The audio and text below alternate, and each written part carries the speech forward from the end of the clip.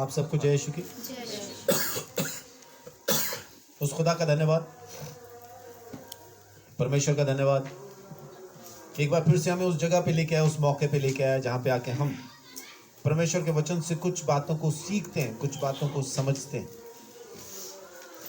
आज मैं आपके साथ जो वचन शेयर करने वाला हूँ, जहाँ से शेयर करने वाला हूँ, आपका जाना पहचाना सा वचन होगा, आपका पहले सुना हुआ वचन होगा, आपको याद होगा ऐसा एक वचन होगा, आपने पढ़ रखा होगा ऐसा एक वचन होगा। लेकिन आज परमेश्वर उसी वचन के द्वारा हमारे साथ कुछ बात करना चाहता है, इसलिए मैं वहीं से उस वचन से आपके साथ बात करने वाला हूँ। मत्ती 13 अध्याय,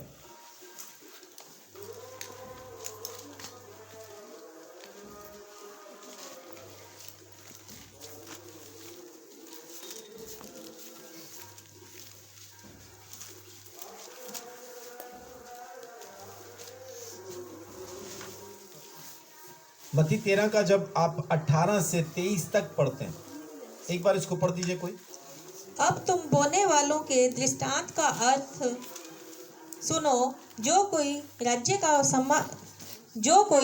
का वचन सुनकर नहीं समझता, उसके मन में जो कुछ बोया गया है उसे वह दुष्ट आकर छीन ले जाता है। यह वही है जो मार्ग के किनारे बोया गया है, और जो पथरीली भूमि पर बोया गया यह वह है जो वचन सुनकर तुरंत आनंद के साथ मान लेता है, पर अपने में जड़ ना रखने के कारण वह थोड़े ही दिन का है, और जब वचन के कारण क्लेश या उपद्रव होता है तो तुरंत ठोकर खाता है। जो झाड़ियों में बोया गया यह वह है जो वचन को सुनता है, पर इस संसार की चिंता और धन का धोखा वचन को दबाता है और वह फल नहीं लाता। जो अच्छी भूमि में बोया गया यह वह है जो वचन को सुनकर समझता है और फल लाता है, कोई 100 गुना, कोई 60 गुना और कोई 30 गुना। आमीन। यह बोने वाले का दृष्टांत और बीज बोने वाले के दृष्टांत का अर्थ जो यीशु मसीह समझाते। आज मैं जो आपसे बात करने वाला हूं यह है कि आपका मन कैसा है, आपका मन कैसा है, ये आज हम इस वचन से देखेंगे। लेकिन ये जो वचन है ये असल में जब आप गौर करें 19 आयत के अंदर लिखा है, जो कोई राज्य का वचन सुनकर। तो ये वचन परमेश्वर के स्वर्ग राज्य का वचन है। परमेश्वर का वचन परमेश्वर के स्वर्ग राज्य का वचन है। और यहां जो मनों की बात है वो ये है कि हम परमेश्वर के राज्य को किस तरह से अपने मन में लेते हैं, किस तरह से राज्य के इस वचन को हम अपने मनों के अंदर संभालते हैं। इस वचन के मुताबिक 4 तरह के मन हैं जो परमेश्वर के राज्य के बारे में सुनते हैं। पहला मन, रास्ते का मन। 19 आयत में लिखा है, एक बार 19 आयत को पढ़ दीजिए। जो कोई राज्य का वचन नहीं समझता, उसके मन में जो कुछ बोया गया था उसे वह दुष्ट आकर छीन ले जाता है। देखिए क्या लिखा है, जो कोई राज्य के वचन को नहीं समझता। बहुत बार हम बहुत सारे लोगों के पास जाते हैं, वचन बताते हैं, उनको समझ में आता है क्या? उनको समझ में नहीं आता। वो उल्टा हमें समझाना शुरू करते हैं कि आप ये कर रहे हैं, आप वो कर रहे हैं, आप ये ना करें, आप वो ना करें, आपको भी ये करना चाहिए, आप हिंदुस्तान में रहते हैं तो आपको ऐसा होना चाहिए, आपको वैसा। वो वापस हमें उल्टा कुछ बताना शुरू करते हैं। लेकिन असल बात क्या है? असल बात यह है कि जो वचन उनको बताया गया वो परमेश्वर के राज्य का वचन है जो उनको समझ में नहीं आया। और जब किसी को वचन समझ में नहीं आता, हम में से ऐसा बहुत सारे होंगे जिनका ये एक्सपीरियंस होगा, जिनका ये ऐसा अनुभव होगा कि उन्होंने बहुत से लोगों को बहुत बार बताया होगा, है ना। कुछ लोग होंगे आपकी जिंदगी में ऐसा जिनको आपने वचन बहुत बार बताया होगा, लेकिन उनको समझ में नहीं आता, उनकी समझ में नहीं आ रहा होगा। ऐसा क्यों?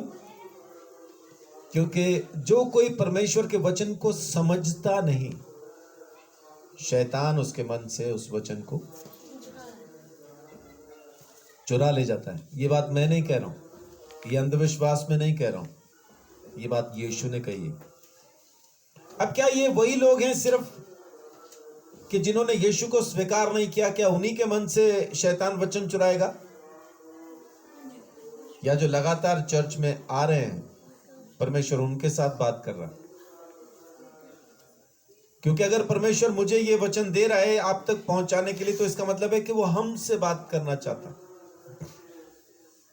हमारे बीच में भी बहुत सारे लोग ऐसा होंगे, यहां बैठे चर्च के लोग, यूट्यूब पे सुनने वाले लोग, बहुत सारे लोग ऐसा होंगे जिनको वचन समझ में नहीं आता होगा। वो बस चर्च जाते होंगे, वचन सुनते होंगे और दोनों कान खोल के सुनते होंगे, है ना। जब दोनों कान खोल के सुनते हैं तो नुकसान क्या होता है कि एक कान से जाता है, दूसरे कान से निकल जाता है। तो जिनके कानों में से वचन गुजर रहा है, इधर से गया उधर से बाहर,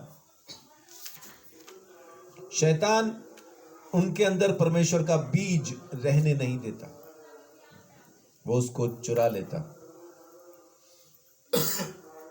पता कैसे चले? पड़ोसी बताएंगे, हमारे पड़ोसी बताएंगे हम कैसे हैं। हम तो साधु हैं, हमसे पूछो, हमसे अच्छा कोई भी ना जमाने में है ही ना हो ही ना सकता। लेकिन पड़ोसी बताएंगे हम कैसे हैं। पड़ोसियों के पास हमारी असल रिपोर्ट है। और फिर जब पड़ोसी हमारे बारे में कुछ बताना शुरू करता है तो हम क्या कहते हैं? जलता है, ये तो जलता है इसलिए ऐसा कहता है। को जलता है वलता कुछ नहीं है, उसको पता है हम क्या है, इसलिए ऐसा कहता है। परमेश्वर आज अपने लोगों से बात करना चाहता है। मैं ये 4 तरह के मन आपके सामने रखने वाला हूं, आपको जांचना है आप इनमें से कहां हैं। मैं किस जगह पे हूं आपको जांचना है, सुनने वालों को जांचना है कि आप कहां पे। समझ में नहीं आता, वचन समझ में नहीं आता। समझ में ना आने का मतलब क्या है कि सुना है, खाली सिर्फ सुना, उनको उसका अर्थ पता नहीं, उसके माने पता नहीं। यीशु मसीह क्या कहता है? मत्ती 22 अध्याय की 29 आयत में यीशु मसीह ने एक बात कही है। क्या कहता है यीशु वहां पे? यीशु ने उन्हें उत्तर दिया, तुम पवित्र शास्त्र और परमेश्वर की सामर्थ्य नहीं जानते, इस कारण भूल में पड़े हो। क्या नहीं जानते? पवित्र शास्त्र और परमेश्वर की सामर्थ्य। इसका मतलब है कि परमेश्वर के वचन में वो सामर्थ्य है जो परमेश्वर की है। परमेश्वर की सामर्थ्य और परमेश्वर का वचन मिलके काम करते हैं। पवित्र आत्मा और प्रभु यीशु आज की तारीख में मिलके काम कर रहे हैं कि नहीं? जो यीशु कहता है पवित्र आत्मा आगे हम तक पहुंचाता है और वही करता है जो उसको कह दिया गया। और यीशु कहता है, क्यों कह रहा हूं? क्योंकि यूहन्ना 16 में यीशु ने कहा, मेरी बातें लेके पवित्र आत्मा तुम्हें बताएगा।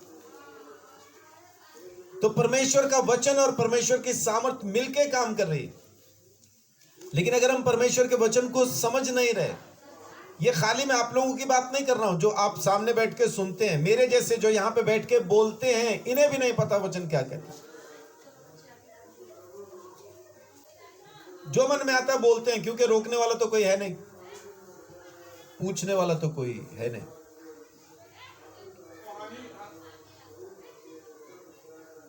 अभी मुझे कोई बता रहा था कि ले हैंड प्रेयर्स जो है अभी 50,000 तक चली गई हैं। एक प्रार्थना 50,000 में, 25 में, 10 में, 5 में। उसके आगे उसने और बताया, कह रहा जी एक और भी चीज नई आ गई अभी। मैंने बोला वो क्या? कह रहे 100, 200 और 500 वाली प्रार्थना भी है।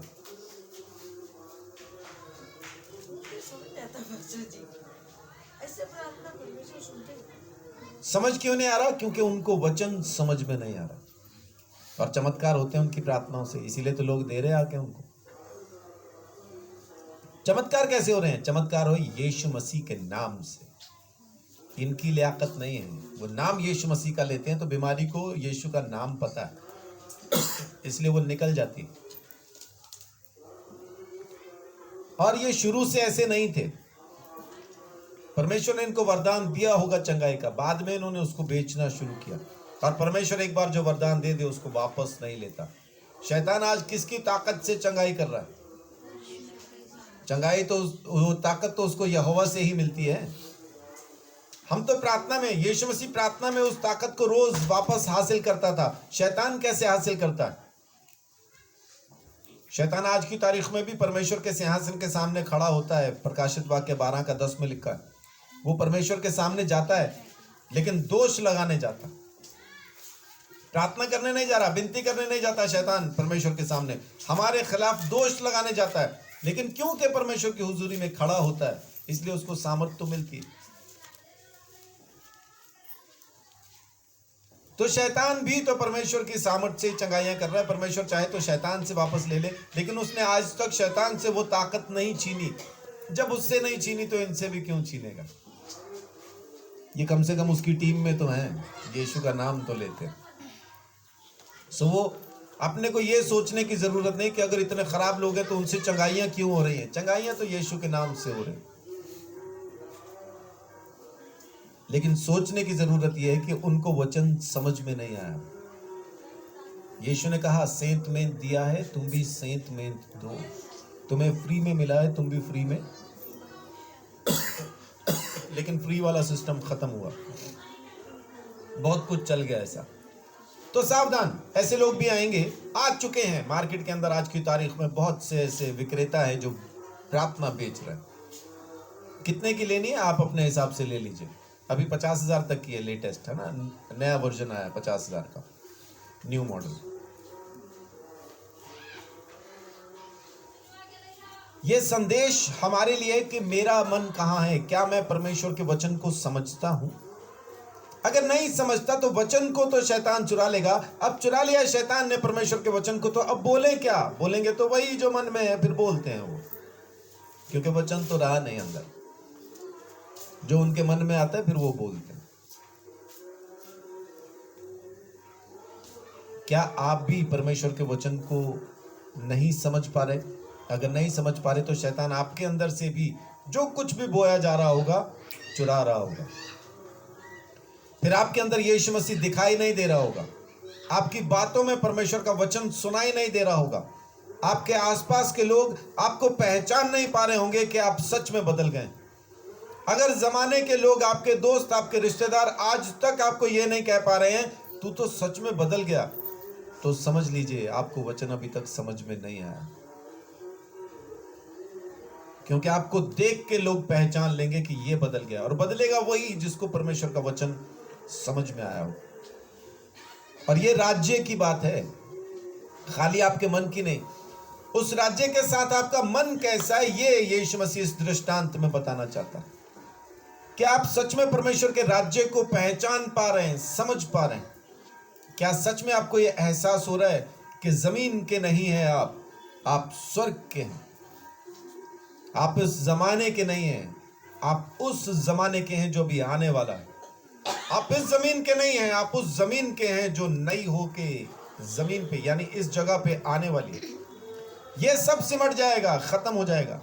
परमेश्वर एक नया देश आपको देगा, उसमें हम रहने वाले हैं। क्या आप समझते हैं इस बात को?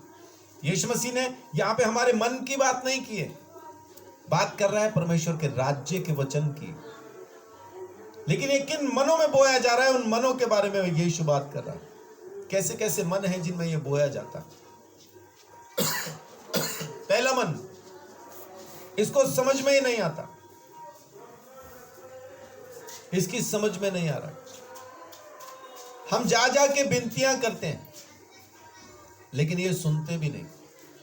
ये वो मन है जिनको समझ नहीं आता।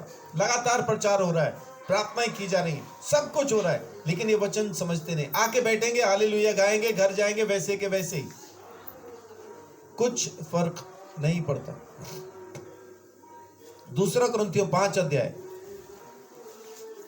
17 से लेके 20 तक देखिए। इसलिए यदि कोई मसीह में है तो वह नई सृष्टि है, पुरानी बातें बीत गई। क्या हुआ? पुरानी बातें बीत गई, नई सृष्टि है, नया हो गया है, और देखो पुरानी बातें बीत गई। आगे क्या लिखा है? देखो सब बातें नई हो गई हैं। अब देखिए, क्या लोग आपको देख के कह पा रहे हैं कि तेरे अंदर तो सब कुछ नया हो गया है, तेरा पुराना तो खत्म हो गया? या आज भी सुनने के लिए वही मिलता है, तू नहीं बदला, तू तो जैसा पहले था वैसे ही अब भी है? क्या आज भी आपका पति आपको यही कह रहा है, जब से शादी हुई तेरा तो यही हाल है, मैं तो शुरू से तुझे ऐसा ही देख रहा हूं? क्या आज भी आपकी पत्नी आपको यही कह रही है, कभी तो बदल जाओ? अगर ऐसा है तो अपने पति या पत्नी पे दोष ना लगाएं कि ये तो जलन के मारे कह रहा होगा, ये तो या तो ऐसा कह रहा होगा। अपने आप को जांचिए, वचन आपके जांचने के लिए है।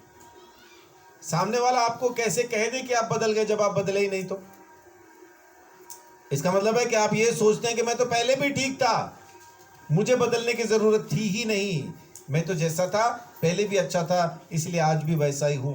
तो पुरानी बातें बीती नहीं, फिर आपके अंदर पुरानी बातें अब भी हैं, पुराना स्वभाव अब भी है, कुछ नया नहीं हुआ। अगर नया नहीं हुआ है तो एक बार फिर से जांचिए जी। ये सब बातें परमेश्वर की ओर से हैं, जिसने मसीह के द्वारा अपने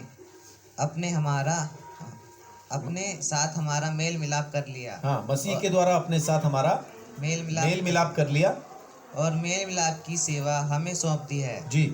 अर्थात परमेश्वर ने मसीह में होकर अपने साथ संसार का मेल मिलाप कर लिया और उनके अपराधों का दोष उन पर नहीं लगाया, और उसने मेल मिलाप का वचन हमें सौंप दिया है। अब ये मेल मिलाप का वचन किसके पास है? हमारे पास है। हमें ही समझ में नहीं आएगा तो हम जाके बताएंगे क्या? अभी आज की तारीख में हम क्या हैं? इसलिए हम मसीह के राजदूत हैं। राजदूत हैं। राजदूत कौन होता है? एम्बेसडर। किसी दूसरे देश में हमारा एम्बेसडर, जो वहां से हमारे देश में आने वाले लोगों को वीजा या तो देगा या मना करेगा। आपको अमेरिका जाना हो तो कौन सी एम्बेसी में जाते हैं? अमेरिकन एम्बेसी में। कहां पे है वो? दिल्ली के अंदर। दिल्ली में आपका इंटरव्यू होता है, वहां जो बैठा है वो हिंदुस्तानी होता है कि अमेरिकन होता है? वो अमेरिकन होता है। वो अपने देश में या तो आपको जाने देगा या तो मना करेगा। अगर आप पे उसको डाउट होता है तो आपका वीजा कैंसिल कर देगा, वो नहीं भेजेगा अपने देश में, क्योंकि उसको आपको अपने देश में भेजना है। वो अच्छे लोगों को अपने देश में भेजना चाहता है। आज की तारीख में हम कौन हैं? वही एम्बेसडर। एम्बेसडर क्या अपने देश में बैठता है? एम्बेसडर अपने देश में नहीं बैठता, क्योंकि अपने देश में उसने अपने देश में क्या कहां भेजना आगे? वो दूसरे देशों में जाके बैठते हैं जहां से वो अपने देश में लोगों को भेजते हैं। तो हम अगर राजदूत हैं, हम एम्बेसडर हैं, तो क्या इसी देश के हैं? यहीं बैठे हैं तो हम इस देश के नहीं हैं। हम कौन से देश के एम्बेसडर हैं? हम स्वर्ग के देश के, नए यरूशलेम के हम एम्बेसडर हैं। उस नए यरूशलेम में हमने लोगों को वीजा देके पहुंचाना है। हम किसी का वीजा रिजेक्ट करते हैं क्या? नहीं नहीं, ये तो वेश्या है, ये नहीं जा सकती। अगर कर रहे हैं तो आप गड़बड़ में हैं, क्योंकि वहां जाना ही वेश्याओं ने है। वहां शरीफ औरतें नहीं जाएंगी। मतलब शरीफ से मेरी मुराद है जो अपने आप को धर्मी समझती है और ये सोचती है कि मेरी शराफत की वजह से मैं स्वर्ग में जाऊंगी, तो नहीं जाएंगी, क्योंकि हम सब पापी हैं, पैदा होने से पापी हैं। वहां पे सब पापी ही जाएंगे, धर्मी वहां प्रवेश नहीं करेगा। क्योंकि जो धर्मी है वो तो फिर अपने धर्म से अपने आप को बचाएगा ना, कि मैं अच्छा हूं, मैं प्रार्थना करता हूं, मैं बाइबल पढ़ता हूं, मैं तो बहुत अच्छा हूं, मैं तो चला ही जाऊंगा। उनके लिए गड़बड़ है। लेकिन अगर आप एम्बेसडर होने के बाद अगर कुछ लोगों के वीजे को रिजेक्ट कर रहे हैं तो आप भी खतरे में। आपके पास जो आए आपको उसका वीजा लगा देना है, क्योंकि स्वर्ग राज्य में पापियों का ही प्रवेश होगा। आमीन। जो आदमी अपने आप को शरीफ समझता हो प्रवेश न कर पाएगा। यीशु ने कहा, चुंगी लेने वाले और वेश्याएं तुमसे पहले स्वर्ग राज्य में प्रवेश करते हैं। शरीफ समझता हो से फिर से मेरी वही मुराद है जो अपने धर्म के कामों पर यकीन करके स्वर्ग राज्य में प्रवेश करना चाहता हो, नहीं कर पाएगा। उसको वीजा यीशु के नाम से ही मिलना। हम एम्बेसडर हैं। क्या करते हैं हम? मानो परमेश्वर हमारे द्वारा विनती कर रहा है। कौन विनती कर रहा है? परमेश्वर। विनती परमेश्वर कर रहा है। किस चीज की विनती कर रहा है? मुझसे मेल कर लो, मुझसे मेल मिलाप कर लो। परमेश्वर ये विनती कर रहा है। लोग सुन रहे क्या इस बात को? हम समझ रहे क्या इस बात को कि जाके सुसमाचार जो सुनाना है वो परमेश्वर दरअसल हमारे द्वारा लोगों के सामने विनती कर रहा है कि आ जाओ मेरे पास, मैंने अपना बेटा तुम्हारे लिए कुर्बान कर दिया, आ जाओ मेरे पास, मैं तुम्हें बचाने के लिए तैयार हूं। क्या हम इस बात को समझते हैं? अगर वो नहीं समझ रहे इस बात को तो हम भी कौन सा सुसमाचार को समझ पाए आज तक? अगर हम समझ गए होते तो यूं शांत ना बैठे होते। अब तक तो भगदड़ मच गई होती हमारे अंदर कि पहले मैं जाऊंगा, पहले मैं जाऊंगा। और अभी क्या है? पहले इसको भेज दो, फिर उसको भेज दो, फिर आखिर में अगर कुछ बच गया तो फिर इसको भेज दो, यानी मैं फिर भी नहीं जाऊंगा।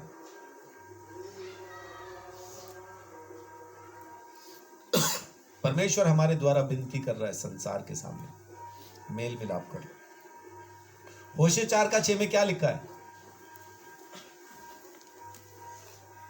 मेरा ज्ञान ना होने की वजह से मेरी प्रजा नाश हो गई। वहां किसका ज्ञान जरूरी है? वचन का या परमेश्वर का? होशे 4:6 में क्या लिखा है? मेरा ज्ञान ना होने से मेरी प्रजा नष्ट हो गई। तूने मेरे ज्ञान को तुच्छ जाना है, इसीलिए मैं तुझे अपना याजक रहने के अयोग्य ठहराऊंगा, इसीलिए कि तूने अपने परमेश्वर की व्यवस्था को तज दिया है, और भी तेरे बाल बच्चों को छोड़ दूंगा। मेरा ज्ञान ना होने की वजह से परमेश्वर कह रहा है। यहाँ पे बहुत से लोग क्या सोचते हैं, शायद वो बाइबल के ज्ञान की बात हो रही। बाइबल का ज्ञान नहीं, परमेश्वर को जानना, परमेश्वर का ज्ञान, परमेश्वर को पहचानना। और परमेश्वर कहता है तूने मेरे ज्ञान को तुच्छ जाना है, मेरी व्यवस्था को तूने तज दिया। उसी से हम जान पाते हैं कि परमेश्वर असल में कैसा है। सो ये पहला मन, ना समझने वाला मन, खाली चर्च में बैठने वाला मन, बैठो सुनो घर जाओ, वो वाला मन। इनको वचन से कोई लेन देन नहीं। यहां पे क्या बोला जा रहा है, क्या नहीं बोला जा रहा, मुझे इसको जिंदगी में लागू करना है, नहीं करना है, मुझे क्या करना है, कोई भी अंदाजा नहीं है। बस सुनना, जाना, बगैर समझे, परमेश्वर के वचन को ना समझना। तो इसके अंदर जो वचन बोया गया कहां जाएगा? शैतान उसको चुरा लेगा, आपके अंदर रहेगा नहीं। आपके अंदर से मेरी मुराद है उन लोगों के अंदर नहीं रहेगा जो वचन को समझते नहीं। बहुत से लोग ऐसे चर्च में आराम से बैठे रहते हैं जहां वचन बांटा ही नहीं जाता। वहां सिर्फ चंगाई का प्रचार हो रहा है, या भलाई का प्रचार हो रहा है, या अनुग्रह की बात चल रही है, बस उतना ही है ना। तुम अच्छे हो, परमेश्वर अच्छा है, पासपोर्ट निकालो, ऊंचा करो, देख लग गए वीजे, पर्स निकालो, ऊंचा करो, देखो भर गए पर्स। वो वही चल रहा है वहां पे, लोग वहीं जा रहे हैं, इकट्ठा हो रहे हैं। न बताने वाले को वचन बताने की जरूरत है, न सुनने वाले को वचन चाहिए। तो जो अंदर होगा वो भी शैतान चुरा लेगा। ऐसे चर्च के विश्वासी जब किसी दूसरे को चर्च में लाना चाहते हैं तो मालूम वो क्या कह के लेके आते हैं, वहां चल के देखो बड़े चमत्कार हो रहे हैं, यीशु मसीह का कोई जिक्र नहीं। वहां ये नहीं कहता कि चर्च में आके एक बार सुनो परमेश्वर आपसे कैसा प्रेम करता है और उसने आपको बचाने के लिए अपने इकलौते बेटे को कुर्बान किया, ये नहीं बताएंगे। चमत्कार हो रहे हैं ये बताएंगे, क्योंकि उन्होंने सुना ही वही है, उनको समझ में ही वही आया। चंगाई परमेश्वर का राज्य नहीं है। चंगे होने से परमेश्वर का राज्य बढ़ता नहीं, खाली चर्च में नंबर बढ़ता। चर्च का राज्य बढ़ता है यीशु मसीह को स्वीकार करने से, यीशु मसीह के लहू से खरीदे जाने से, तब परमेश्वर का राज्य बढ़ता है। चंगा हो ना हो दिक्कत नहीं, लेकिन उसकी आत्मा को आपने बचा लिया यीशु मसीह के बारे में बता के, वही उसका राज्य है। आपको आत्माओं को बचाना है, परमेश्वर तक पहुंचाना है। जमीन के तख्त ये एक दिन हमने छोड़ना ही है। जमीन का तख्ता तो एक ना एक दिन हम छोड़ेंगे ही। आज नहीं तो कल, नहीं तो परसों, कभी ना कभी तो हम जाएंगे ही। चंगे होके जाएं, बीमार होके जाएं, दिक्कत नहीं, जाना ही है। जल्दी जाएं, देर से जाएं, दिक्कत नहीं, जाना ही है। लेकिन राज्य में गए कि नहीं, असल बात वो है, मेन बात। सो परमेश्वर आप सबको बहुत आशीष, बड़ी बरकत है इस बात को समझने के लिए कि पहला मन क्या है। ये वो मन है जिसकी समझ में नहीं आता। दूसरा मन, पथरीली जमीन का मन। मत्ती 13 का 20-21।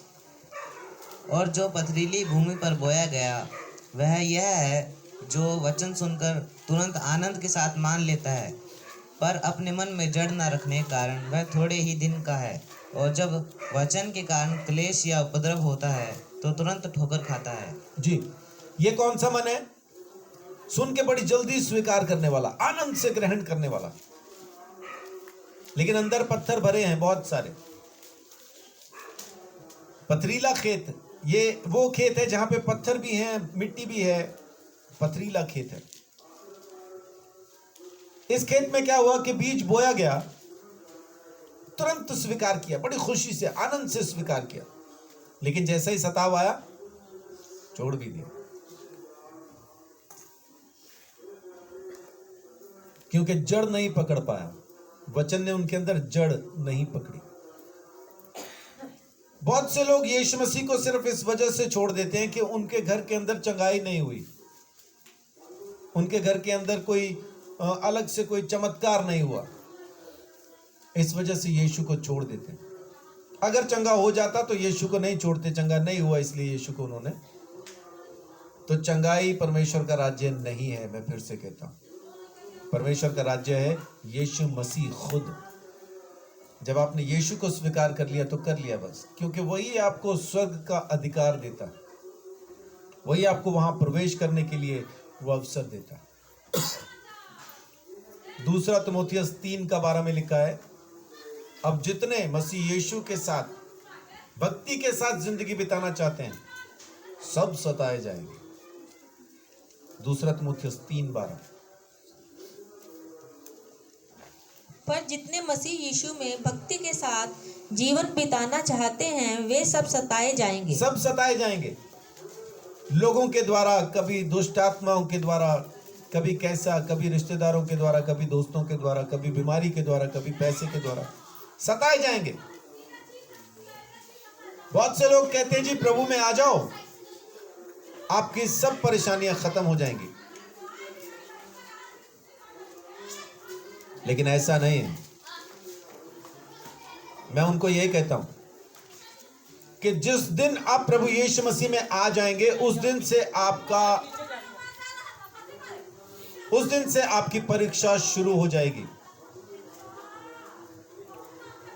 उस दिन से आपका टेस्ट शुरू हो जाएगा। स्कूल में दाखिला लेने का मतलब यह नहीं कि अब आप सारे इम्तिहान से बच गए। इम्तिहान से बचना है तो दाखिला ना लें, कोई इम्तिहान नहीं होगा। लेकिन अगर स्कूल में दाखिला लिया है तो आपको इम्तिहान तो देना पड़ेगा, हर साल देना पड़ेगा, हर महीने देना पड़ेगा, हर तीसरे महीने देना पड़ेगा, करना ही पड़ेगा। लेकिन अभी जो लोग ऐसा प्रचार करके लोगों को प्रभु के पास लाने की कोशिश करते हैं कि चिंता नहीं करना, आप चर्च में आ जाओ, आपका सब कुछ ठीक हो जाएगा, क्या वाकई में ऐसा है?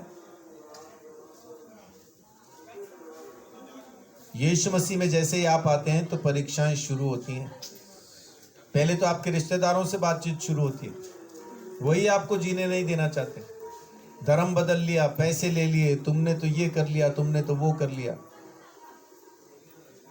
और पैसा ऐसा कहीं से कोई मिलता नहीं, ये खाली अफवाह लोगों ने उड़ा रखी है बाहर। हमें तो यीशु मिलता है, मुक्ति मिलती है, उद्धार मिलता है, इसके अलावा हमें और कुछ चाहिए भी नहीं। बाकी सारी जरूरतें परमेश्वर है जो हमारी जिंदगी में पूरी करता है। पहला कुरिन्थियों 15:19 में देखिए क्या लिखा है।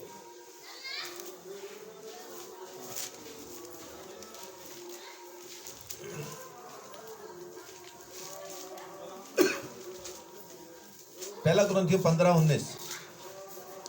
यदि हम केवल इसी जीवन में मसीह से आशा रखते हैं तो हम सब मनुष्यों से अधिक अभागे हैं।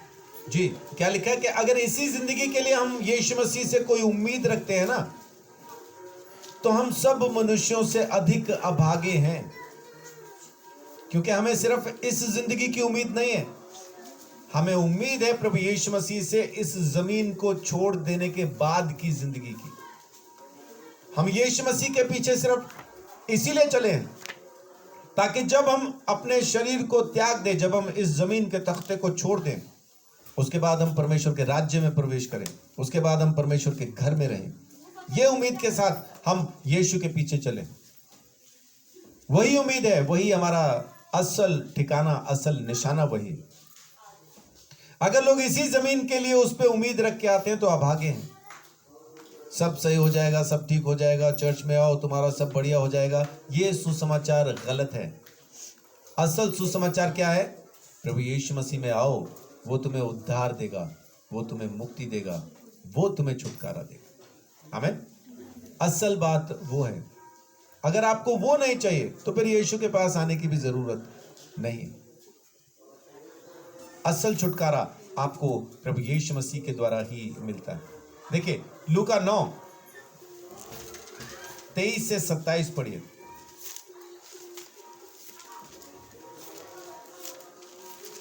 उसने सबसे कहा, यदि कोई मेरे पीछे आना चाहे तो अपने आपे से इनकार करे जी। और प्रतिदिन अपना क्रूस उठाए हुए मेरे पीछे हो ले। पढ़ते जाइए। क्योंकि जो कोई अपना प्राण बचाना चाहेगा वह उसे खोएगा, परंतु कोई मेरे लिए अपना प्राण खोएगा वही उसे बचाएगा। 27 तक पढ़िए। यदि मनुष्य सारे जगत को प्राप्त करे और अपना प्राण खो दे या उसकी हानि उठाए तो उसे क्या लाभ होगा? जो कोई मुझसे और मेरी बातों से लज्जाए, मनुष्य का पुत्र भी जब अपनी और अपने पिता की और पवित्र स्वर्गदूतों की महिमा सहित आएगा तो उससे लज्जाएगा।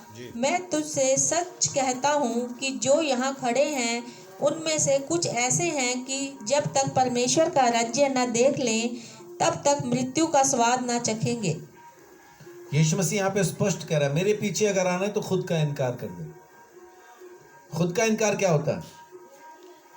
ना हमारी इज्जत है, ना हमारी बेइज्जती हमारी बेइज्जती है। पतरस को पकड़ के, यूहन्ना को पकड़ के पीटा गया। किस बात के लिए पीटा गया? उन्होंने जन्म से लंगड़े को यीशु मसीह का सुसमाचार बताया, उसको चंगा कर दिया, और वो चंगे होके यीशु की महिमा करने लगा। उसको कहने लगे तू ये ना कह। वो बोल रहे कि नहीं, मैं तो यही कहूंगा। तो उनको पकड़ा और उनको कहा तुम यीशु के बारे में बात नहीं करना।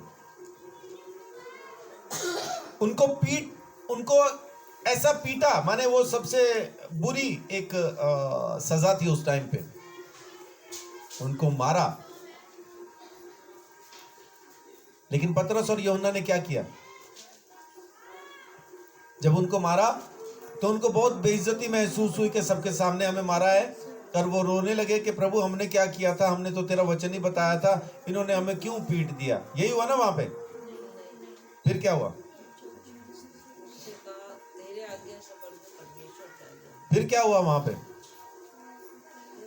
लिखा है वो आनंदित हुए, उन्होंने खुशी मनाई और लोगों को कहा कि प्रभु तेरा धन्यवाद। लोगों को कहा कि परमेश्वर का धन्यवाद कि हम कम से कम प्रभु यीशु मसीह के नाम के लिए अपमान किए जाने के लायक तो बने। लेकिन हमारे साथ क्या होता है? हमारे साथ उल्टा। हम सुसमाचार ही तो सुना रहे थे, हमने क्या गलत किया था? प्रभु उन्होंने मुझे मारा, अब नहीं जाऊंगा मैं।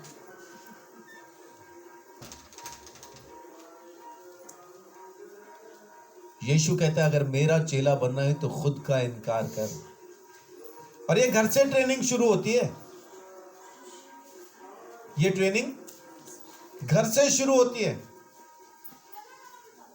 हाँ कहाँ जा रहे हो? सुसमाचार सुनाने। अरे वो तो बेले हैं, तेरा दिमाग खराब है, चल काम पे जा, ये कर वो कर, ये नहीं करेगा तो कौन करेगा? तेरा बाप करेगा।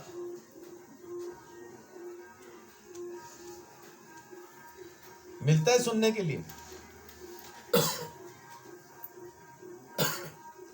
ये घर से ही शुरू हो जाता है। तू अपना देखो, उनका तो है ही है, उन्होंने तो करना ही है। तू अपना देख, घर का काम देख, यहाँ का बाहर का काम देख, इधर का काम देख, उधर का काम देख। तेरे को जाने की क्या जरूरत है? जब सारे ही जा रहे हैं तो तेरे जाने से क्या हो जाएगा? सब तो जा रहे हैं, एक तू ही नहीं जाएगा तो कौन सा पहाड़ टूट जाएगा?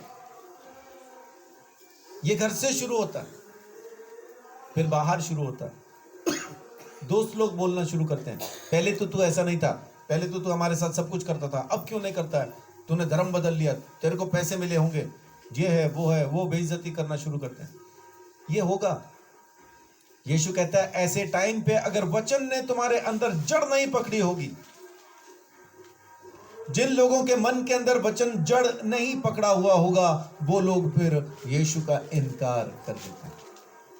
वो लोग फिर यीशु मसीह को छोड़ देते हैं।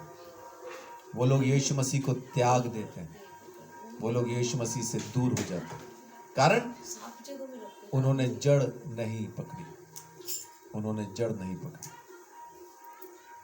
और यीशु क्या कहता है कि अगर ऐसा कोई होगा कि जो मनुष्यों के सामने मेरा इनकार करेगा, तो जब मैं भी आऊंगा ना अपने बाप के स्वर्गदूतों के साथ, तो मैं भी उनको नहीं पहचानूंगा। मैं भी नहीं पहचानूंगा।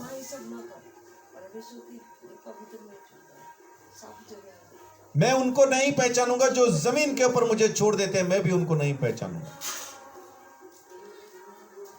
ये कौन लोग हैं? जिन्होंने आनंद से वचन को स्वीकार तो किया, लेकिन थोड़ा सा सताव आया, थोड़ी सी परेशानी आई, लोगों ने कुछ कहना शुरू किया, लोगों की तरफ से कुछ सुनने को मिला, तो इन्होंने यीशु मसीह को छोड़ दिया। ये वो लोग हैं। ये वो लोग हैं।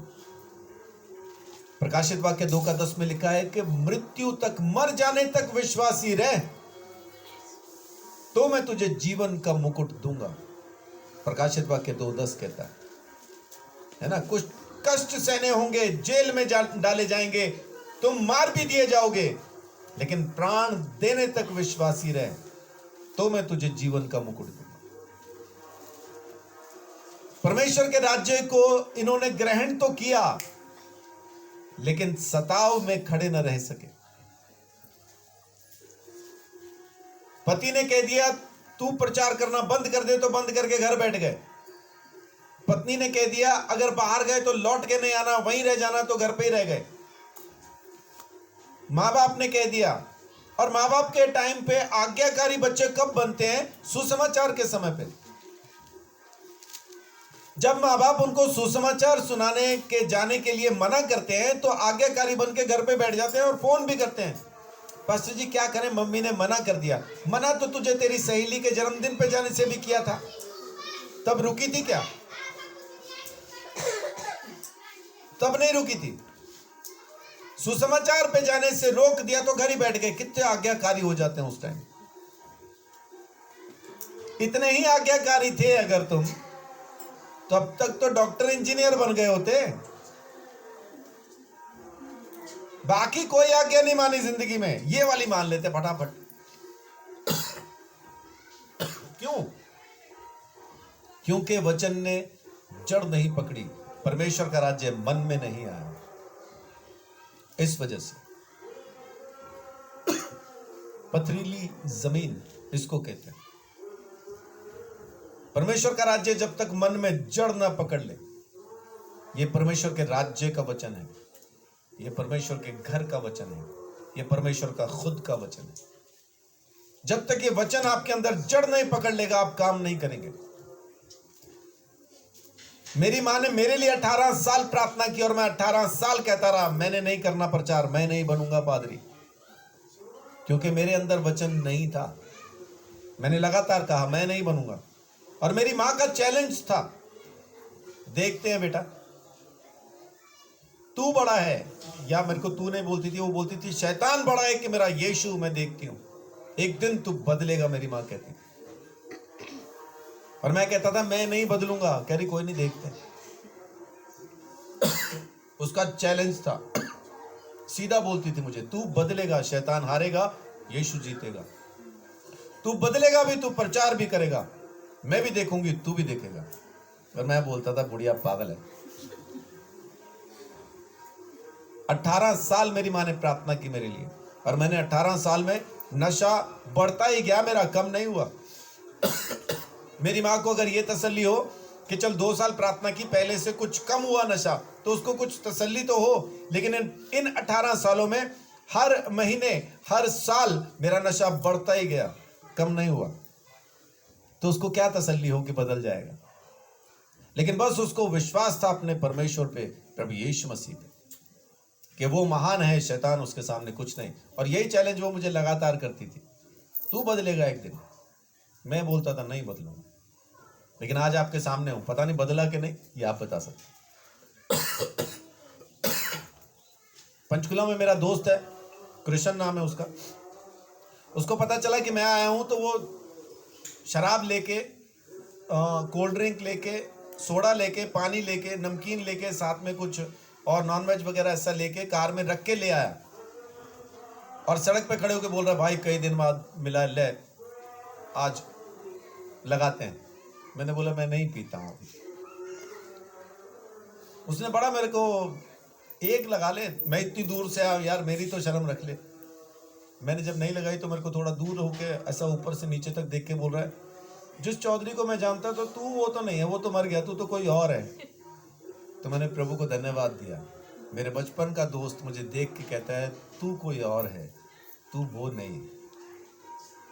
आपको किसी ने कहा, नहीं कहा तो जल्दी कहलवा लीजिए, ये जरूरी है। यही बात बताएगी कि आप बदल गए हैं या नहीं बदल गए। और आपके जानने वाले बताएंगे, नए लोग नहीं। आप लोग तो मेरे को जानते ही नहीं, आप लोगों ने तो मुझे बदला हुआ देखा है, आपको पता ही नहीं मैं असल में क्या हूं, इसीलिए आप मेरी इज्जत करते। आपको सच में पता चल जाए मैं क्या हूं, मेरे पास भी ना बैठे। वहां से यीशु मुझे निकाल के लेके आया। आपको भी निकाल सकता है, हर किसी को निकाल सकता है। मेरी माँ का वो चैलेंज आज भी मुझे याद रहता है। 18 साल में नहीं बदला, और 18 साल मेरी माँ भी नहीं बदली। उसने कभी नहीं कहा कि प्रभु वाकई में ये नहीं सुधरेगा, उसने कभी नहीं कहा। सदा यही कहा, बदलेगा, जरूर बदलेगा। ये दूसरा मन। और तीसरा मन, इसको हम मती में नहीं पढ़ेंगे, मती में अपने को उतना अच्छा समझ में नहीं आता। तीसरा मन अपने को अच्छे से समझ में आएगा लूका के अंदर। वहां पे भी इसका दृष्टांत का अर्थ बताया गया 8वें अध्याय के अंदर। वहां 8 का 14 जब आप पढ़ेंगे तो आपको इसका अच्छा एक ट्रांसलेशन मिल जाता है जी। जो झाड़ियों में गिरा हाँ। वह वे हैं जो सुनते हैं पर आगे चलकर चिंता और धन और जीवन के सुख विलास में फंस जाते हैं और उनका फल नहीं पकता। जी, क्या लिखा है? सुनते हैं पर आगे चलकर। अब यहां पे क्या हुआ कि वचन ने जड़ भी पकड़ लिए। पहला वचन क्या था? वो तो गिरा ही रास्ते पे और चिड़िया ले गई। दूसरा पत्थरों में गिरा, उगा तो लेकिन जड़ नहीं पकड़ी, पथरीली जमीन, पथरीला मन। और ये तीसरा मन कौन सा है कि इसने जड़ पकड़ लिए, इसके अंदर परमेश्वर का वचन भी आ गया, ये बढ़ने भी लगा है, इसमें फल भी लगने को है, ये बढ़ रहा है। यानी सता हुआ है, इसने यीशु मसीह को छोड़ा नहीं, ये चलता रहा। लेकिन पैसे की चिंता, पैसे की चिंता ने इसको घेर लिया। क्या खाएंगे, क्या पिएंगे, अभी तो अपना मकान भी नहीं है, अभी तो अपनी दुकान भी नहीं है, अभी तो अपनी गाड़ी भी नहीं है, अभी तो अपना बंगला भी नहीं है, अभी तो बच्चों की शादी भी नहीं हुई, अभी तो बच्चों की पढ़ाई भी पूरी नहीं हुई, कहां से होगा, कैसे होगा, ये चिंता है, ये चिंता है, पैसे की चिंता। पैसे की चिंता ने इनको घेर लिया। और क्या लिखा है कि जिंदगी की जो जरूरतें हैं उन्होंने उसको घेर लिया और उसका फल पकने नहीं पाया। एक बार पढ़िए तो क्या लिखा है वहां? जो झाड़ियों में गिरा यह वे है जो सुनते हैं पर आगे चलकर चिंता और धन और जीवन के सुख विलास में फंस जाते हैं और उनका फल नहीं पकता। नहीं पकता। बढ़ गए, उतना बढ़ गए कि फल आ जाना चाहिए अभी तक, लेकिन फल नहीं आया। क्यों नहीं आया? क्योंकि पैसे की चिंता में दब गए। बहुत से लोगों को मैं जानता हूं जो सेवकाई के लिए सिर्फ इसलिए नहीं निकले क्योंकि उनको पैसा देने वाला कोई नहीं था कि जाओ जाके सेवा करो। उनकी लगातार की प्रार्थना क्या है? परमेश्वर, अगर तू सच में चाहता है कि मैं जाऊं जाके लोगों को वचन बताऊं, तो मुझे एक ऐसी संस्था के साथ जोड़ दे जो हर महीने मुझे इतना पैसा दिया करे, तो मैं तेरा वचन बता पाऊंगा। क्या वाकई में एक संस्था की जरूरत है सुसमाचार प्रचार करने के लिए? क्या सच में अपने को एक ऐसी संस्था चाहिए जो लगातार आपको पैसा देती रहे, तभी आप प्रचार कर पाओगे? आपको प्रचार करने के लिए पैसे की नहीं, मन की जरूरत। अब इस मन में क्या है? चिंता। क्या परमेश्वर के राज्य की बातें इसमें से निकल पाएंगी? नहीं निकल पाएंगी। इसीलिए इसका फल पकता नहीं, इसका फल पकता नहीं, क्योंकि यह चिंताओं में डूबा है, टेंशन के अंदर डूबा है। मत्ती 6 का 24-25 में यीशु मसीह ने क्या कहा?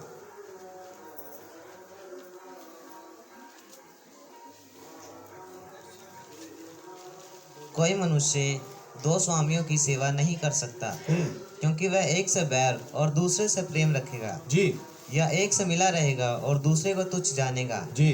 तुम परमेश्वर और धन दोनों की सेवा नहीं कर सकते। नहीं कर सकते। दो स्वामी कौन? परमेश्वर और दूसरा धन। दोनों की सेवा एक साथ नहीं कर सकते। एक से जुड़े रहोगे, एक से दूर रहोगे, एक से मेल मिलाप रहेगा और दूसरे के लिए आपके मन के अंदर थोड़ा कम आदर रहेगा। तो तुम जुड़े किससे हो? यीशु कहता है इसलिए ये चिंता नहीं करना। हाँ, क्या क्या 25 में? इसलिए मैं तुमसे कहता हूँ जी, अपने प्राण के लिए यह चिंता न करना हाँ, कि हम क्या खाएंगे और क्या पिएंगे, जी, और न अपने शरीर के लिए कि क्या पहनेंगे। क्या प्राण भोजन से और शरीर वस्त्र से बढ़कर नहीं? जी। आकाश के पक्षियों बस को उतना ही देख। काफी है। क्या लिखा है वहां पे? कि ये चिंता नहीं करना क्या खाएंगे, क्या पिएंगे, क्या पहनेंगे, कैसे जिएंगे। यीशु ने आगे बहुत अच्छे से बताया, आकाश के पक्षियों को देखो, ना बोते हैं, ना काटते, ना खत्ते में इकट्ठा करते, फिर भी भूखे नहीं रहते, रोज खाने को मिलता है उन्हें। तो तुम तो उनसे कहीं बढ़ के हो। क्या तुम्हें नहीं मिलेगा? मिलेगा, जरूर मिलेगा, लेकिन पहले तुम मेरे राज्य की खोज करो।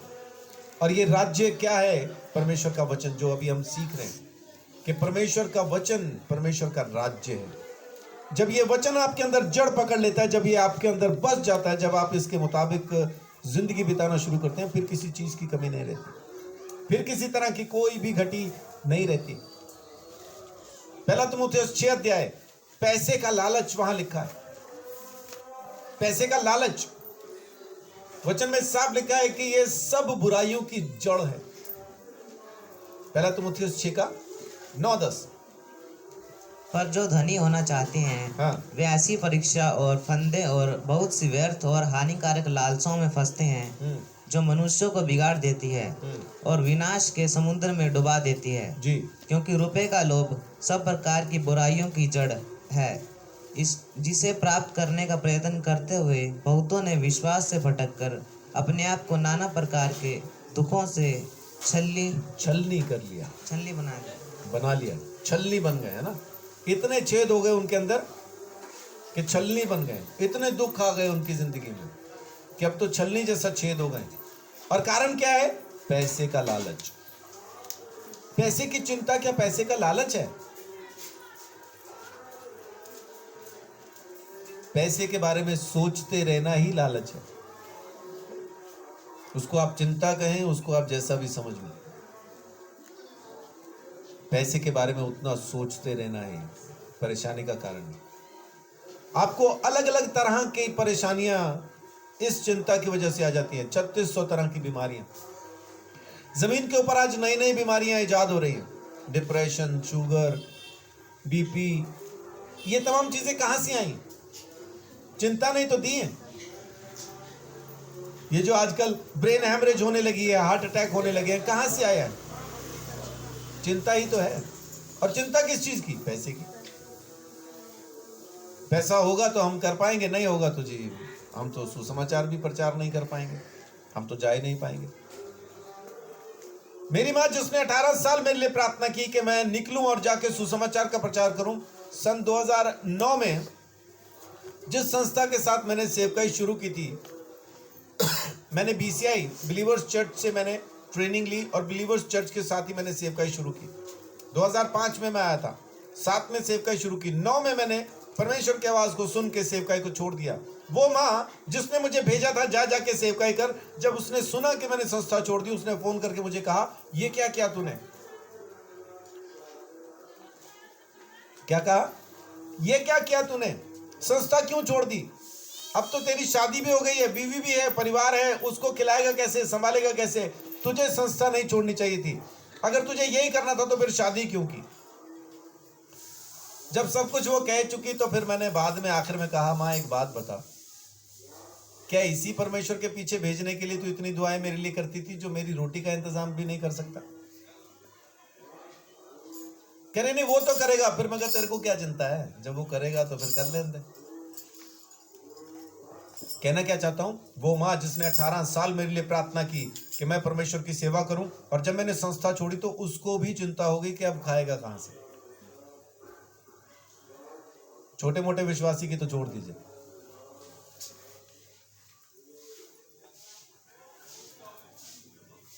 लेकिन क्योंकि परमेश्वर ने मुझे कहा था छोड़ दे, इसलिए मैंने छोड़ दी। और उस दिन से लेके आज तक मुझे एक दिन भी ऐसा नहीं गया जिस दिन मैंने रोटी ना खाई,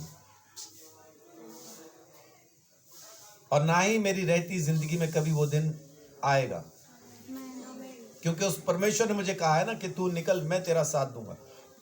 तो मैं निकला हूं, और जब तक मैं जमीन के तख्ते पे हूं वो मेरा साथ देगा। मैं बेवफा हो भी जाऊं तो भी वो वफादार ही रहेगा। वो अपनी कही बात से मुकरता नहीं। मैं 3600 बार मुकर जाऊं, वो नहीं मुकरता। पैसे की चिंता, पैसे का लालच आपको छलनी बना देता है। 3600 तरह की बीमारियां आ जाती हैं, 3600 तरह की परेशानियां जिंदगी के अंदर आ जाती हैं। फिर लोग क्या बोलते हैं, आप तो जी चर्च जाते हो, फिर क्यों बीमार हो? क्योंकि मैं चिंतामणि हूं। मैं क्यों बीमार हूं? क्योंकि मैं चिंतामणि हूं। चिंतामणि समझ रहे हैं कौन? वो जो चिंता में रहता है ना। और अपने पास एक बहुत अच्छा उदाहरण है बाइबल के अंदर। यीशु के 12 चेलों में से कौन था जो पैसे के लिए चिंता करता था? कौन? यहूदा इस्करियोती। तो शैतान ने इस्तेमाल भी किसको किया? उसी को जो पैसे की चिंता में था। वो पैसा चुराने की चिंता में रहता था, थैली में कितना आया गायब करो, इसी चिंता में रहता था। एक औरत ने आके यीशु मसीह के ऊपर इत्र उंडेल दिया, इसका तो मरना हो गया। छाती पीट पीट के रोने लगा, हाय ये क्या किया, 500 दिनार का इत्र तूने खराब कर दिया, ये तो कंगालों में बांटा जा सकता था। कंगालों की फिक्र नहीं थी उसे। उसको फिक्र इस बात की थी कि ये 500 दिनार थैली में आते, मेरे पास आते, कितने अच्छे लगते। आता हुआ पैसा सबको अच्छा लगता है, देखो कितना सुंदर लग रहा है, और जाता हुआ किसी को पसंद नहीं। यहूदा इस्करियोती जो पैसे का लालची था, जो पैसे के लिए चोरी करता था, जो पैसे के लिए सब कुछ कर रहा था, आखिर में शैतान ने उसको अपनी गिरफ्त में ले लिया और उसने यीशु मसीह को 30 चांदी के सिक्कों के एवज में बेच दिया।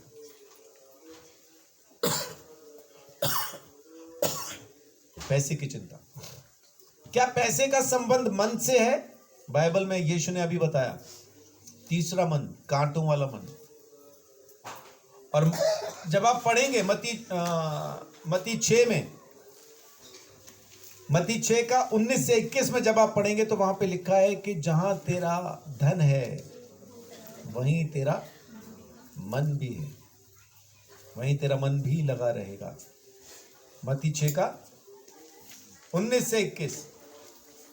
अपने लिए पृथ्वी पर धन इकट्ठा ना करो, जहाँ कीड़ा और काई बिगाड़ते हैं और जहाँ चोर सेंध लगाते और चुराते हैं। जी। परंतु अपने लिए स्वर्ग में धन इकट्ठा करो, जहाँ ना तो कीड़ा और ना काई बिगाड़ते हैं और जहाँ ना चोर सेंध लगाते और ना चुराते हैं। क्योंकि जहाँ तेरा धन है वहाँ तेरा मन भी लगा रहेगा। जहां तेरा धन है वहीं तेरा मन भी लगा रहेगा। एक अमीर आदमी यीशु मसीह के पास आके कहता है, उद्धार पाने के लिए, मुक्ति पाने के लिए क्या करूं?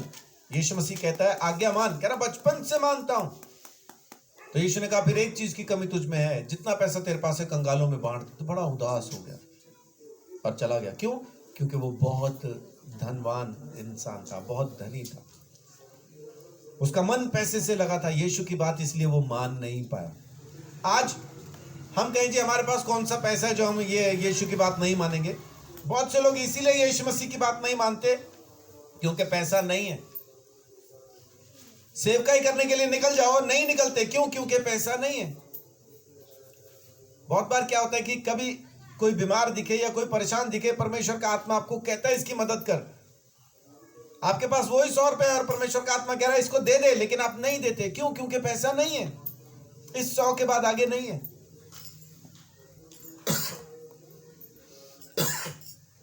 एक दिन रीना के मन के अंदर पता नहीं एक कुछ ऐसे खाने के लिए कुछ ऐसा था। मेरे पास यार आके बोलती है कि मुझे ये खाना है, पैसे दो। मैंने पर्स उठाया, उसके सामने ही खोला, उसमें वो आखिरी 100 का नोट था। मैंने निकाल के दे दिया। कह रही और कितने पैसे आपके पास? मैं कहा यही है फिलहाल तो। और कितने चाहिए? कह रही नहीं चाहिए तो इतने में तो हो जाएगा, लेकिन आपके पास यही है। मैं कहा हाँ यही है। कह रही रख लो, फिर नहीं खाना। मैं तू खा ना, तू पर्स ना देख।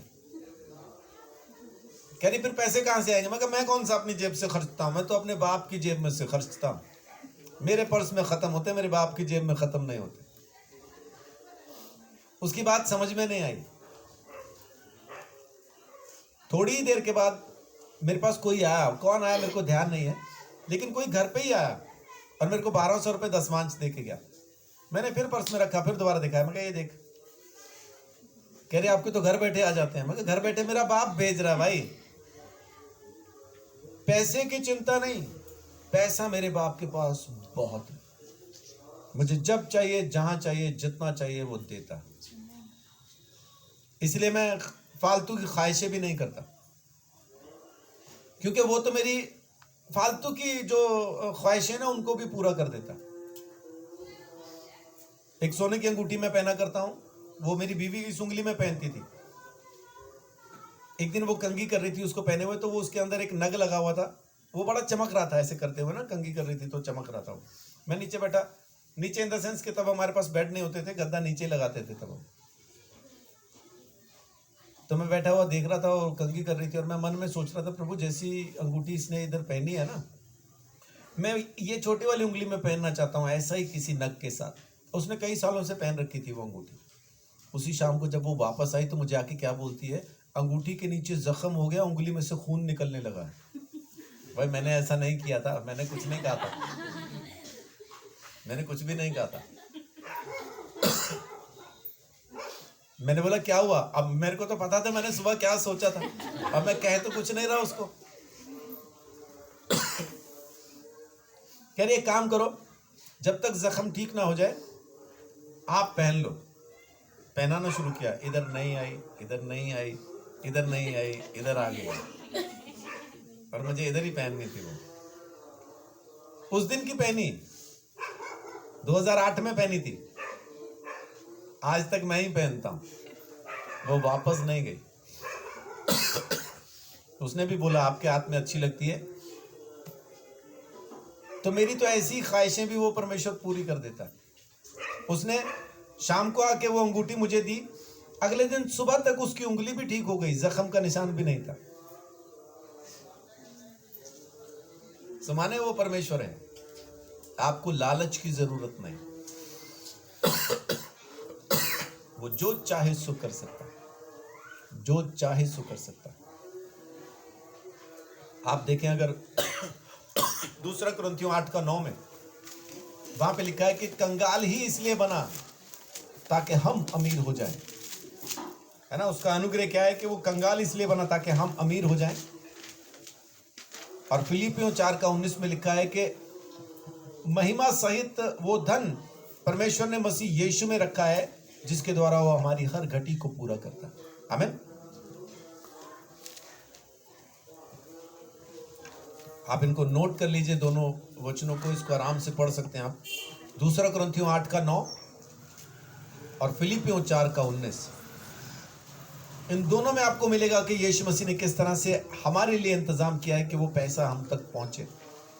लेकिन ये इन्होंने जड़ भी पकड़ ली, ये बढ़ भी गए, लेकिन साथ साथ में झाड़ियां बढ़ गई, कांटे बढ़ गए और इन्होंने उसको दबा दिया और फल नहीं आया। ये बहुत अच्छे विश्वासी होते हैं, लगातार प्रभु में बने रहते हैं, कभी प्रभु को छोड़ते नहीं। दुख आए, तकलीफ आए, कष्ट आए, सताव आए, कुछ भी आए, छोड़ते नहीं, लेकिन फल नहीं आ रहा इनकी जिंदगी में। कारण ये कि जमाने की चिंताओं ने, पैसे की चिंताओं ने इनको दबा दिया, इसलिए फल नहीं आता। ये तीसरा मन है। चौथा और आखिरी मन, रिच सॉइल, अच्छी भूमि, उत्तम भूमि। देखिए लूका 8 अध्याय उसकी 15 है। पर अच्छी भूमि में के वे हैं जो वचन सुनकर भले और उत्तम मन देखिए, में जो वचन सुनकर भले और उत्तम, भला मन है ना, बहुत अच्छा उनका हृदय है। यहां पे उत्तम मन लिखा है। अंग्रेजी की ट्रांसलेशन जब आप पढ़ेंगे तो वहां पे रिसेप्टिव लिखा है, यानी ग्रहण करने वाला मन, स्वीकार करने वाला मन। अच्छा मन, उत्तम मन और भला मन, उसमें इस वचन को दृढ़ता के साथ, मजबूती के साथ पकड़े रहते हैं, उसको थामे रहते हैं, वचन को अपने अंदर बनाए रखते हैं। ये वो लोग हैं, इनका फल भी पकता है, परमेश्वर इनके साथ रह के काम भी करता है, तमाम जरूरतें इनकी अपने आप पूरी होती जाती है। हर एक जगह में परमेश्वर इनका साथ देता है। क्यों? क्योंकि इनके अंदर परमेश्वर के वचन ने मजबूती से जड़ पकड़ ली है। इनके मन के अंदर सिर्फ और सिर्फ परमेश्वर का राज्य रह गया और कुछ नहीं रह गया। न चिंता रही, न झगड़ा रहा, न लड़ाई रही, न अपने आप का वो रहा कि मेरी बेइज्जती होती है जी, वो भी खत्म हो गया। करो बेइज्जती, परमेश्वर तेरा धन्यवाद कि तेरे वचन की वजह से मेरी बेइज्जती होती। किसी और कारण से हो रही है तो सुधर जाओ। एक पास्टर ने आके ऐसा प्रेयर रिक्वेस्ट दी कि जी मेरे मोहल्ले के लोग मुझे बहुत अपमानित करते हैं, सड़क पे जब मुझे मिलते हैं तो मुझे बुरे बुरे शब्द कहते हैं, गालियां देते हैं। प्रार्थना करो कि परमेश्वर उन पे अनुग्रह करे, क्योंकि मैं परमेश्वर का दास हूं इसलिए सब लोग मेरे खिलाफ हैं। बाद में पता चला उसने सबसे उधार लिया हुआ, वापस दे ही नहीं रहा।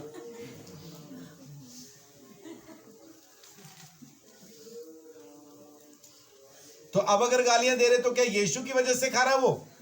वो अपनी वजह से खा रहा है, उसको वहां सुधरने की जरूरत है। लेकिन अगर सुसमाचार के लिए आपको गालियां पड़ रही है तो परमेश्वर को धन्यवाद। घर के लोग अगर आपको सुसमाचार प्रचार की वजह से बेइज्जत कर रहे हैं तो परमेश्वर को धन्यवाद दें। हर चीज को उसके साथ जोड़ ना दें, क्योंकि हम चर्च जाते हैं इसलिए ऐसा कर रहे हैं, उसके साथ हर चीज को ना जोड़ दें। वो सामने वाले भी पागल नहीं है कि आपको यूं ही कुछ कहें।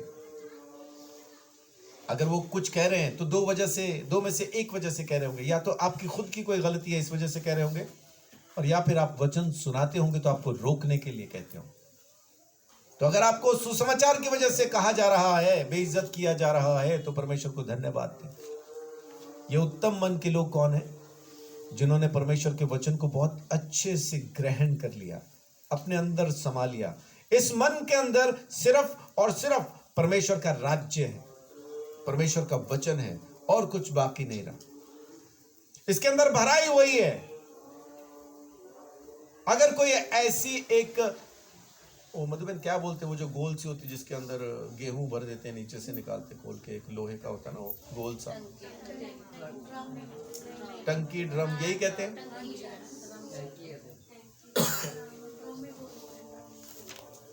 तो एक ऐसा वो है ना जिसको अभी टंकी बता रहे, मुझे उसका नाम तो नहीं पता, टंकी मैं भी कहता हूं क्योंकि मुझे वही बताया।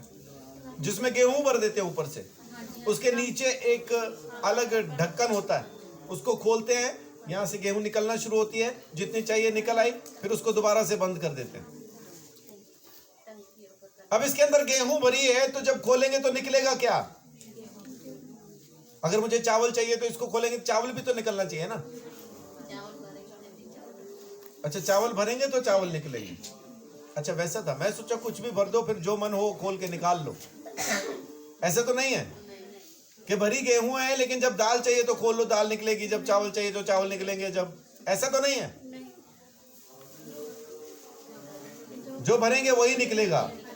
इसका मतलब है यीशु मसीह ने क्या कहा? जो तुम्हारे अंदर है वही तुम्हारे अंदर से, अगर टंकी में गेहूं है तो गेहूं निकलेगी, चावल है तो चावल निकलेंगे, दाल है तो दाल निकलेगी। अगर परमेश्वर के राज्य का वचन तुम्हारे अंदर है तो वचन ही निकलेगा। और अगर चुगलियां भरी हैं तो चुगलियां निकलेंगी, जलन भरी है तो जलन ही निकलेगी, गुस्सा भरा है तो गुस्सा ही निकलेगा। आप ये नहीं कह सकते कि इस टंकी के अंदर सब कुछ भर रखा है जी हमने, टाइम टाइम पे जो चाहे सो निकाल लेते हैं, वैसा नहीं। चौथा मन कौन सा है? कि उसको जब भी खोलेंगे तो अंदर से वचन ही निकलेगा। चाहे सामने वाला गुस्से से बोले तो इसके अंदर से वचन निकलेगा, प्रेम से बोले वचन निकलेगा, जलन से बोले वचन निकलेगा। इसको चाहे कैसा भी आप छेड़ लो, जब मर्जी खोल लो, इसके अंदर से वचन ही निकलेगा। उसको कहते हैं उत्तम मन। वो मन जिसने वचन को बहुत अच्छे से स्वीकार कर लिया, अपने अंदर समा लिया, अपने अंदर रख लिया। ये वचन जब बढ़ेगा, इस मन के लोगों की जिंदगी में फल आता है। 100 गुना, 60 गुना, 30 गुना यीशु कहता है फल आएगा। अगर आप भी फलवंत हो जाना चाहते हैं तो उस वचन को अपने अंदर समा लीजिए, और जब भी आपको खोला जाए तो आपके अंदर से बस और बस वचन ही निकले। और जिनके अंदर वचन भरा है, यीशु मसीह उनके साथ कुछ वायदे करता है, कुछ वायदे यीशु मसीह उनके साथ करता है। यूहन्ना 14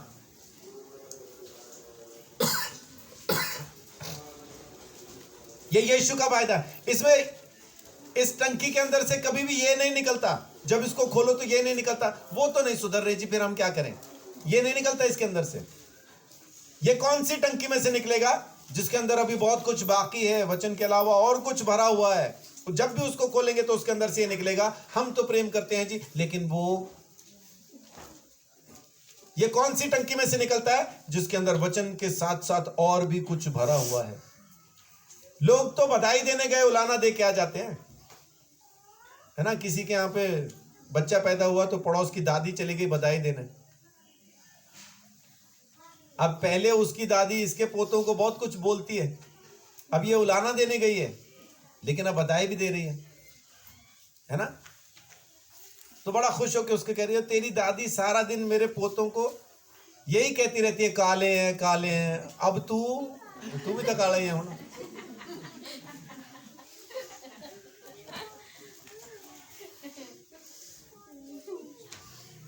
है ना, तेरी दादी सारा दिन कहती नहीं थकदी, पढ़ते नहीं, हुण देखांगे जिदन तू डीसी लगा। अब ये बधाई दे रहे कि उलाना है, लेकिन बधाई की सूरत में दे रहे भाई। तो भरा हुआ ही वही है ना अंदर, बधाई कहां से निकले? बधाई निकलेगी कहां से? भरा हुआ ही उलाना अंदर। आपके अंदर क्या भरा है? यीशु मसीह कहता है, जिसके अंदर मेरा वचन भरा है उनके साथ कुछ वायदे मेरे भी हैं। 14 का 21 देखिए। जिसके पास मेरी आज्ञाएं हैं और वह उन्हें मानता है, वही मुझसे प्रेम रखता है, और जो मुझसे प्रेम रखता है उससे मेरा पिता प्रेम रखेगा, और मैं उससे प्रेम रखूंगा और अपने को उस पर प्रकट करूंगा। आमीन। क्या कहता है? जो मेरी आज्ञाओं को मानता है, जिसने मेरे वचन को अपने अंदर समा लिया, बसा लिया है, उससे मैं प्रेम करता हूं, और जिससे मैं प्रेम करता हूं बाप भी करता है, और जो बाप से प्रेम करता है हम अपने आप को उसके ऊपर प्रकट कर देंगे। हम में से बहुत से लोग यीशु मसीह को मिलना चाहते हैं, मिलता नहीं। क्यों? क्योंकि टंकी के अंदर गेहूं के अलावा और बहुत कुछ भरा हुआ। जिस मन में परमेश्वर का वचन पूरी तरह से समा गया, जो परमेश्वर का मन बन गया, जो परमेश्वर का राज्य बन गया है, जो सोच परमेश्वर के राज्य में बदल चुकी है, यीशु मसीह अपने आप को उसके ऊपर प्रकट कर देगा। आमीन। आपको सोचना नहीं पड़ेगा, लंबी प्रार्थनाओं की जरूरत नहीं पड़ेगी। यीशु मसीह का वचन आपके अंदर समा गया, आपके अंदर से सिवाय वचन के कुछ नहीं निकलता। यीशु मसीह अपने आप को आप पे प्रकट कर देगा। 23 पढ़िए। यीशु ने उसको उत्तर दिया, यदि कोई मुझसे प्रेम रखेगा तो वह मेरे वचन को मानेगा, और मेरा पिता उससे प्रेम रखेगा, और हम उसके पास आएंगे और उसके साथ वास करेंगे। वायदा कर रहा है, जिसमें मेरा वचन भरा होगा, मैं आऊंगा, बाप आएगा और हम उसके साथ आके वास करने वाले। आमीन। ये वायदा है यीशु मसीह का, और मुकरेगा नहीं वो अपने वायदे से। आपको सिर्फ करना यह है कि अपनी टंकी के अंदर परमेश्वर के वचन को भर लीजिए। जब भी खोले तो वचन निकले, जब भी आपका मुंह खुले सिवाय वचन के कुछ बाहर ना आए। जिस दिन ऐसा होने लगा तो समझ लीजिए कि यीशु मसीह अब अपने आप को आप पे प्रकट करने को है। लेकिन होगा कब? जब आपके अंदर भर जाएगा, जब आपके अंदर समा जाएगा, जब आपका मन परमेश्वर के वचन में बदल जाएगा, जब आपके मन के अंदर सिवाय वचन के और कुछ नहीं होगा, तब ये होने लगेगा। एक और वायदा यीशु करता है, प्रकाशित वाक्य 3:20 में, देख मैं द्वार पर खड़ा हुआ खटखटाता हूँ जी। यदि कोई मेरा शब्द सुनकर द्वार खोलेगा तो मैं उसके पास भीतर आकर उसके साथ भोजन करूंगा और वह मेरे साथ। आमीन। ये वायदा है, ये वायदा है मन खोलने के लिए, उसके वचन को भर लेने के लिए, पूरी तरह से बस उसका मन परमेश्वर के वचन से भर जाए। दृढ़ता के साथ उसको मजबूती के साथ पकड़ के रखें। किसी चीज को मजबूती से पकड़ना हो तो क्या करेंगे? आपका बच्चा खाई में गिरने वाला है, भाई खाई में गिरने वाला है, बहन खाई में गिरने वाली है, आपने उसको पकड़ लिया। अगर छोड़ देंगे तो वो हमेशा के लिए खत्म, बचेगा नहीं। उस टाइम पे आपकी मनपसंद चॉकलेट आपको दे रहे हैं तो पकड़ रहे क्या? क्यों नहीं पकड़ रहे? क्योंकि आपने अपने भाई को, बहन को, पति को, पत्नी को, मां को, बाप को कस के पकड़ रखा है कि अगर छूट गया तो ये मर जाएगा। जिस तरह से आपने अभी इसको पकड़ रखा है ना, इससे और ज्यादा मजबूती के साथ आप परमेश्वर के वचन को पकड़ें, क्योंकि अगर ये छूट गया तो आप मर जाएंगे। ऐसे टाइम पे आपको कोई चुगली पकड़ाए तो पकड़ेंगे क्या? ऐसे टाइम पे कोई जलन पकड़ाए तो पकड़ेंगे क्या? हम बड़ी जल्दी करते हैं वचन छोड़ के जलन पकड़ने की, चुगली पकड़ने की, झगड़ा पकड़ने की, सब पकड़ने की, बहुत जल्दी करते हैं। वचन को दृढ़ता से, मजबूती से पकड़ें, छोड़े ना। वो है सच्चा, अच्छा, उत्तम, ग्रहण करने वाला, मजबूती से वचन को पकड़ने वाला मन। तो आज मैंने आपके सामने ये 4 तरह के मन परमेश्वर के वचन से ही बताए, और ये मैंने कोई अलग से खुलासा नहीं किया, ये कोई प्रकाशन नहीं है। यीशु मसीह ने पहले से बता रखा जो उसने बताया एक बार फिर से मैंने समझा के बताया बस। पहला मन, जिसकी समझ में ही नहीं आता वचन क्या कह रहा है, असल में वचन क्या कह रहा है उसको समझ में नहीं आता। दूसरा मन, ग्रहण तो किया बड़ी जल्दी से, सताव का सामना न कर पाया, खड़ा ही नहीं हो पाया। अपने चर्च में अंजू बहन एक मजबूत उदाहरण है इस बात का। अपने इकलौते जवान बेटे को खो देने के बावजूद भी पूरे खानदान के सामने मजबूती से खड़ी रही, यीशु को नहीं छोड़ा। क्यों? क्योंकि वचन ने जड़ पकड़ ली थी। लेकिन लोग छोड़ देते हैं। तीसरा मन, जड़ भी पकड़ ली लेकिन फल नहीं आया। क्यों? पैसे की चिंता, पैसे की चिंता, क्या खाएंगे, क्या पिएंगे, कैसे जिएंगे। सेवकाई के लिए नहीं जाए, वो जाएंगे नहीं सेवकाई के लिए। क्यों? क्योंकि अगर वो चले गए तो घर कैसे चलेगा? सेवकाई में अगर पैसा नहीं मिला तो खाएंगे कैसे? उसके अंदर भी अपने चर्च के एक भाई हैं, बहुत सारे काम करते हैं वो चर्च के, सेवकाई के अलावा। बस वो सेवकाई नहीं करते। क्यों? क्योंकि वो वही है, वो जी मेरे पास बच्चे हैं, हर महीने घर पे मुझे इतना देना ही होता है, कहां से लाऊं? निकल के तो देखो, ना मिले तो वापस आ जाना। कौन सा किसी ने कान पे बंदूक लगा रखी? जब मैंने सेवकाई के लिए ऐसा परमेश्वर की आवाज सुन के संस्था को छोड़ा था, तो उस वक्त जो मेरा ससुराल था उन्होंने बोला था कि हम तुझे 1500 लोग देते हैं, कितने? 1500। मैं कहा क्या करूं इनका? मैं कहा ये चर्च आएंगे? कह रहे नहीं चर्च नहीं आएंगे ये, नहीं तूने इनको वचन बताना है। अच्छा फिर करना क्या है? हर महीने इनसे 10-10 रुपए लेने हैं।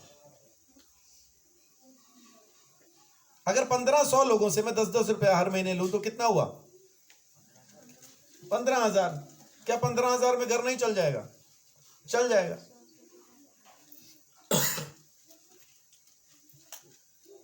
कह रहे हम देंगे तुझे, अपने रिश्तेदार, अपने दोस्त, अपने भाई बंधु हम देंगे, वो 10 रुपए तेरे को हर महीने दिया करेंगे। लिस्ट बना ले, हम तेरे को नाम लिखाते हैं। मैं नहीं बना रहा, मैं नहीं लिख रहा। कह रहे फिर खाएगा कैसे? क्योंकि ये भी वही कह रहे थे, संस्था तो तुमने छोड़ दी, हमारी बेटी से भी छुड़वा ली। तो खुद छोड़ता तो छोड़ता, बेटी की क्यों छुड़वाई? कम से कम उसकी तनख्वाह आती रहती। मैंने उनको एक ही जवाब दिया, आप मुझे 6 महीने दीजिए, मैं और मेरा परमेश्वर हमें 6 महीने के लिए छोड़ दो आप। अगर 6 महीने के बाद मैंने आपको आके कहा कि मुझे 1 पाइया आटा दे दो, मेरे घर में कम है, उस दिन ये 1500 की लिस्ट में ले लूंगा आपसे। और वो लिस्ट आज तक उनके पास ही पड़ी है, मेरे को जरूरत नहीं पड़ी। वो लिस्ट उनके पास ही है। वो परमेश्वर है, वो प्रभु है। और मैंने आपको तरीका देखिए बताया, सिंपल सा, 10 रुपए महीना कोई भी दे देगा। और खास तौर से ससुराल परिवार का अगर वो खानदान हो, है ना, दामाद है, 10 रुपया दे ही देंगे हर महीने। 10 रुपए में कोई नहीं मर रहा, 10 रुपए सब दे देंगे। मैंने उनकी शर्त मानी नहीं, उनको बहुत बुरा लगा, लगने दो। लेकिन परमेश्वर ने आज तक संभाला है।